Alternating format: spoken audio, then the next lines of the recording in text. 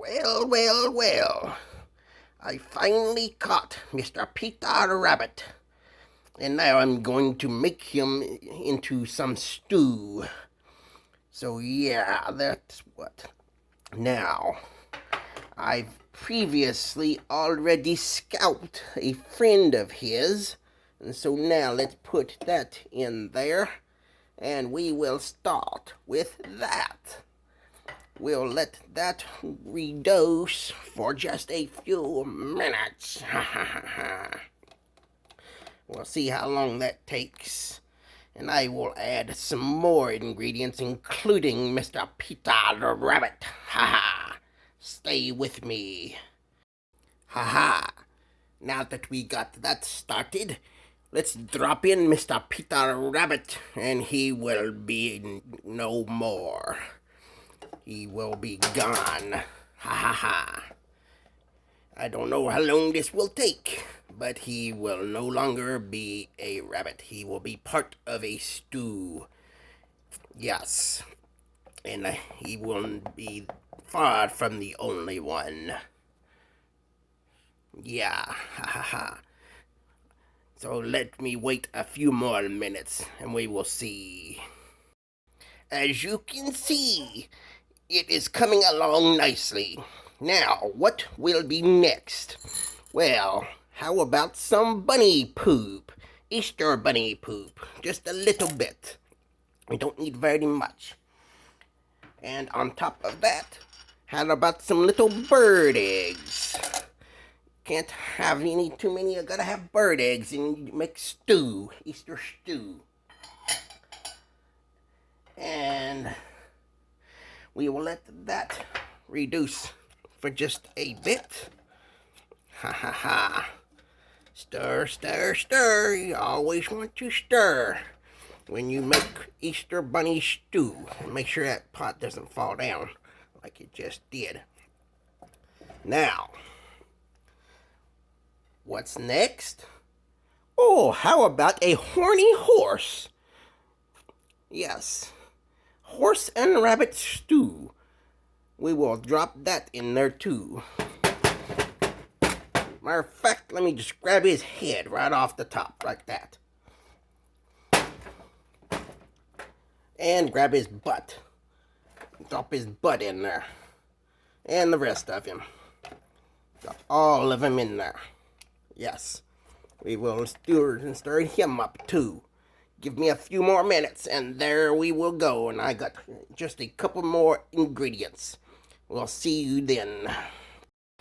What is next? And let's first off, there you see it's coming along nicely. We got a nice big egg. I wonder what can be in this egg. Ah, look. A baby dinosaur. Oh, that should make it real nice and tender. Drop him in there too. And you might as well drop the whole egg in there as well. Egg and baby. And speaking of babies, how about a couple of baby rabbits? So Peter can have his whole family in there. Yeah, drop them in there. That is it. We will let that stir together. And we got one more cruel thing we were going to do.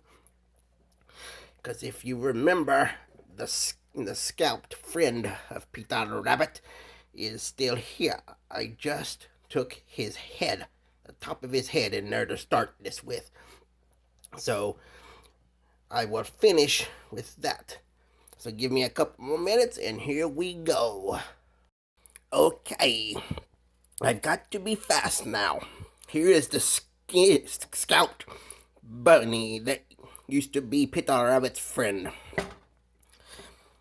Now, I don't know if I can do this with one hand or not.